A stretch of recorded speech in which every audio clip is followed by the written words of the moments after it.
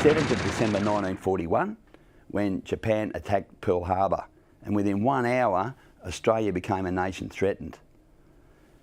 19th of February 1942, the Japanese were acting on Secret Order number 92 from Admiral Yamamoto to bomb Darwin. Now, it was 188 Japanese planes in the first wave, armed to the teeth, flew over Darwin and dropped 115 tonnes of bombs. Now, that is more tonnage of bombs dropped on Darwin than Pearl Harbour by the same planes 10 weeks before. So, I've been in Darwin for 30 plus years, and I've got some good people around me, and what we plan on doing is making a feature film on the bombing of Darwin. And this movie is not only about the bombing of Darwin, actually. It's about a cover-up and associated mysteries that have been slid under the carpet for decades. It's also about old Darwin, not just the bombing. Darwin was very multicultural as it is today, and it's also about the places, the names and the stories and the people who went before us. As I said, Darwin was multicultural, and we had a big Chinatown here up through Kavanagh Street, which was also known as Lavender Street. But look, Darwin was a different kind of place in the fact that it was a cross section between your nice East Indies flavour down near the port in Chinatown, an American cowboy town with your swinging hotel doors and cattlemen, and also an ordinary Australian bush town with your bank buildings, your shops and your storefronts. So that's what Darwin was like back then.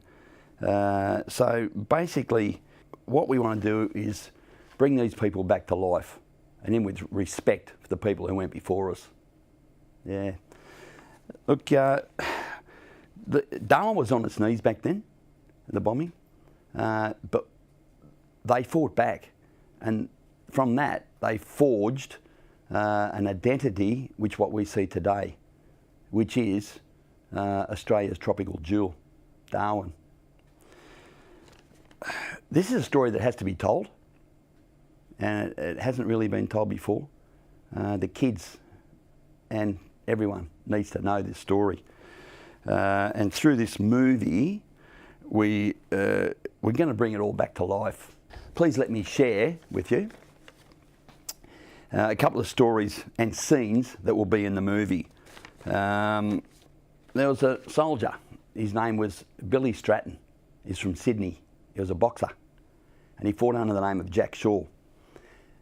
After Pearl Harbour was hit, we were getting a little bit nervous here in Australia, so he signed up, and he came up. He got sent to Darwin. Now, the jungle drums were beating that Jack Shaw, the boxer, was coming to Darwin.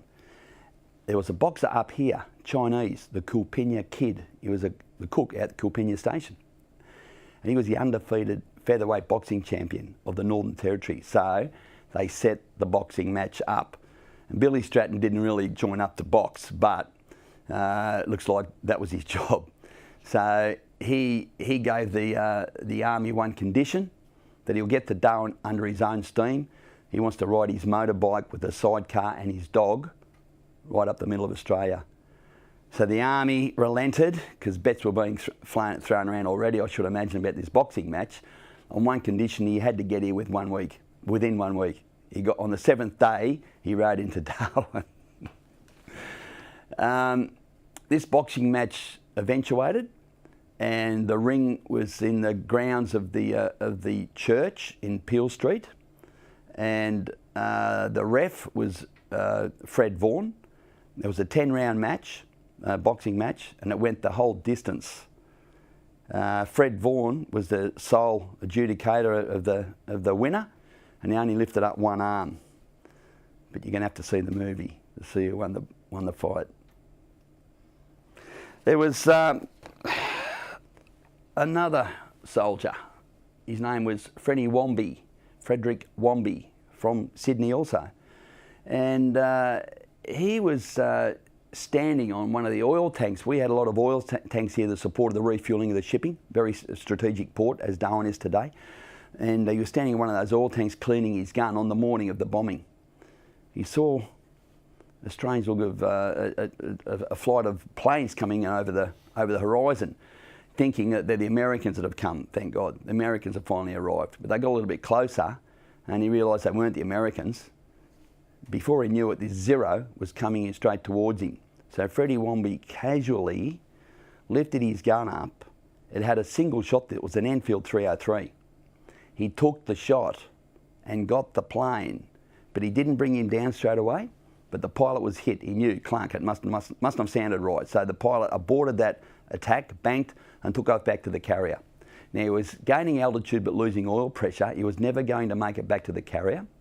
However, he did calculate he would make it as far as Melville Island, the Tiwi Islands out there, 80 k's.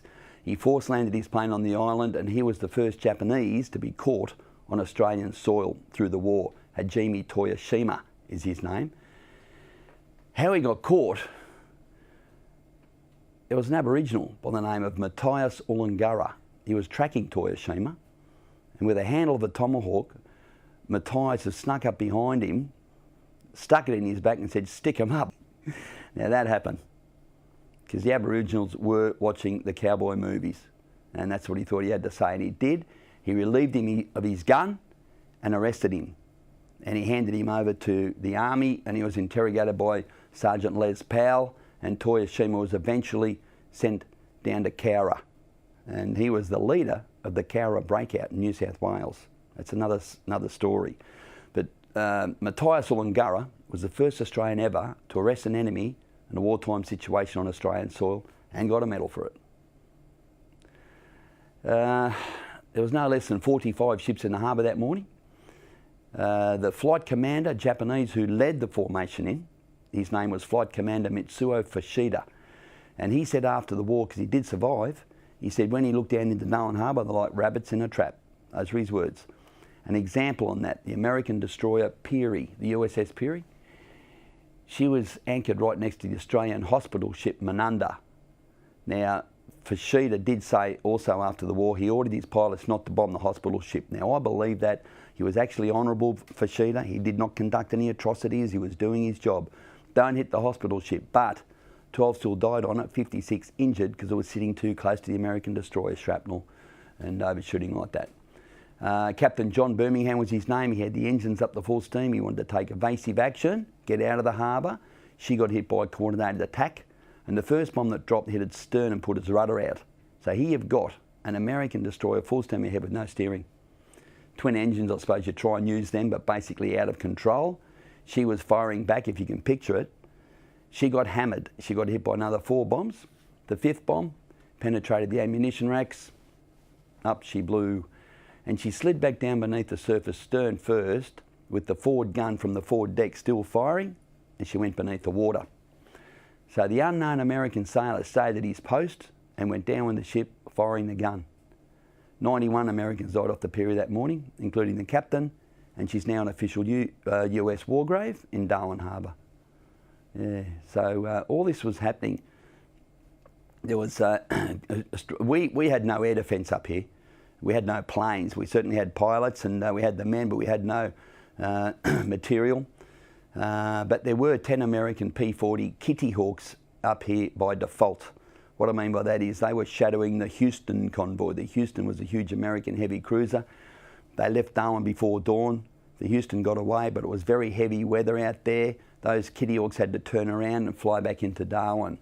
So little did they know, think about it, they were on a direct collision course with 188 Japanese planes.